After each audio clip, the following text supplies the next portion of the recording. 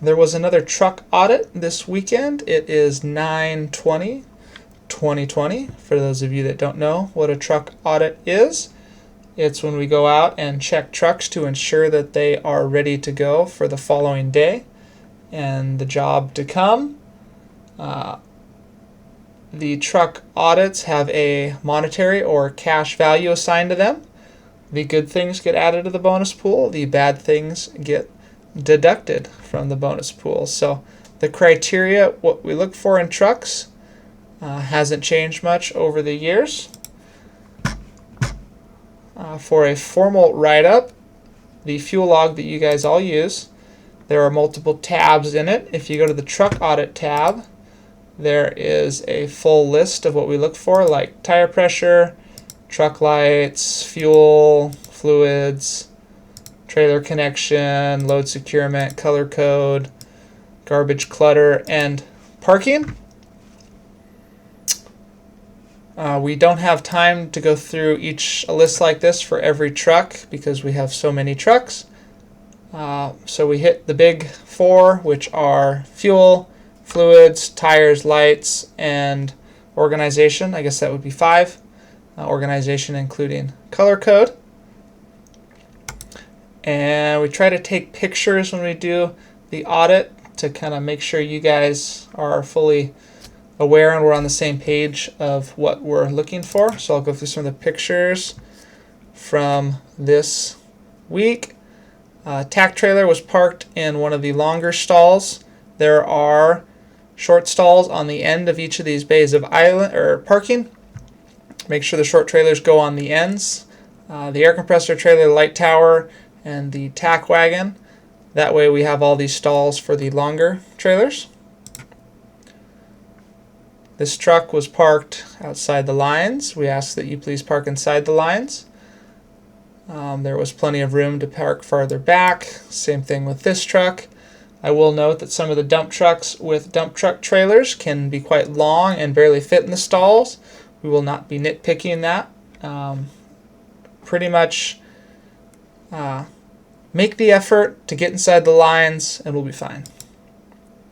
Water truck is missing its trailer hitch.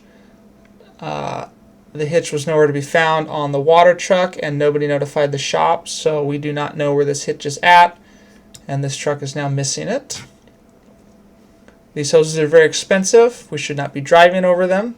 I understand that these hoses are probably already ruined, but there's no reason to drive over them. That's how they got ruined in the first place. Parking on them doesn't help either. This truck had a bunch of stuff left in the bed from the previous job that needs to get unloaded. We're not going to be using these in the future, so we need to get them out of the truck. Same thing with this. This trailer is not useful until the pipes are unloaded. We brought the pipes back from a job. There will be no further use for them in coming jobs, so we need to get those unloaded so we can use the trailer.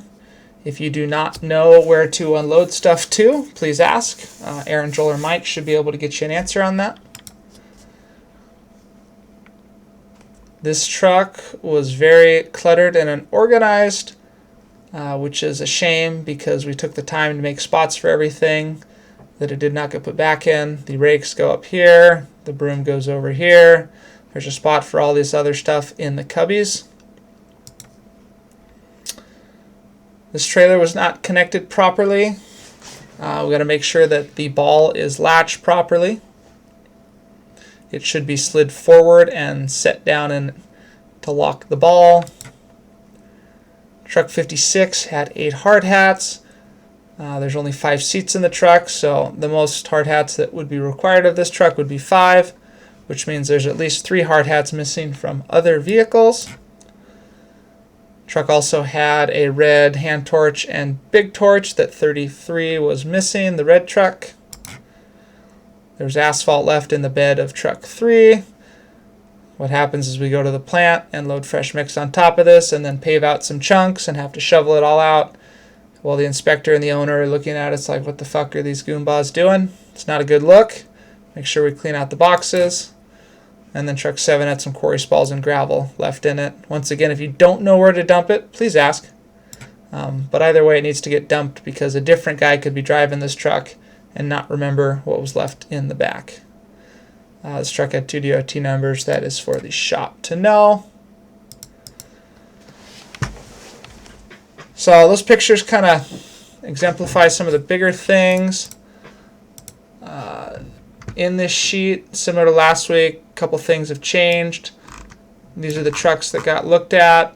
I had a couple people ask who the last known steward or person responsible for said vehicle or equipment was, so I kind of threw in the ones that were easy to find. That doesn't mean that, Hunter's responsible for this, but it's up to him to make sure it gets done. So if he comes back or has a couple guys with him, it's up to everybody to make sure this stuff gets done.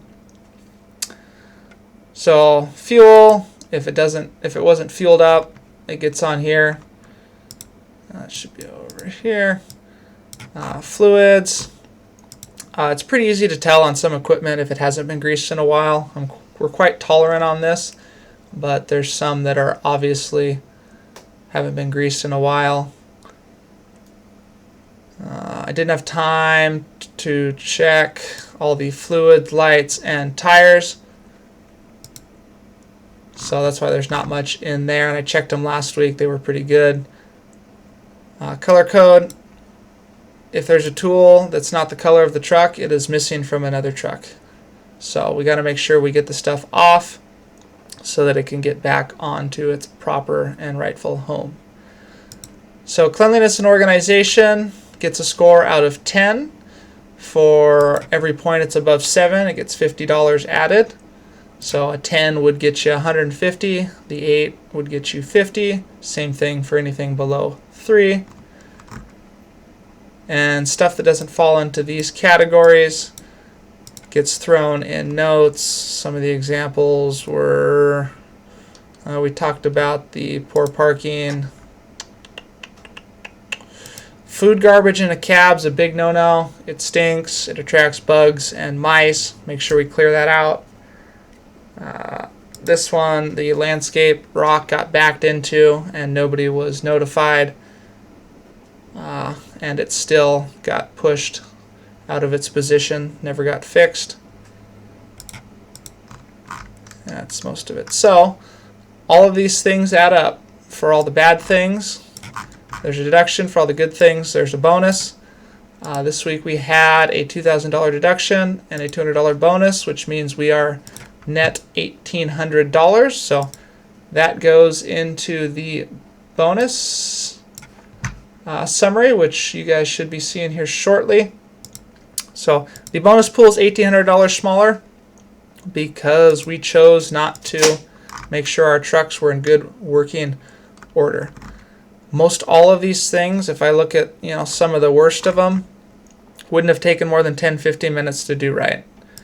It's fueling some things up and unloading a tool that doesn't belong and filling some tack buckets. 10-15 minutes. Some of these things could have been done just while we were waiting to fuel it up. So if you have any questions, please ask. The truck audits will continue to happen on a regular basis. They will probably only get more thorough.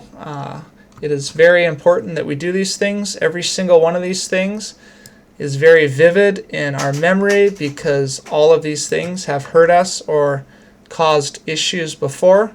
So we want to make sure that they get taken care of. Yeah, that's what I got. If you guys can think of ways to make this better or things that confuse you, that you want more clarification, please let us know. We're more than happy to explain or change the way we do things in the context of making Central Paving a better company. So thanks for watching.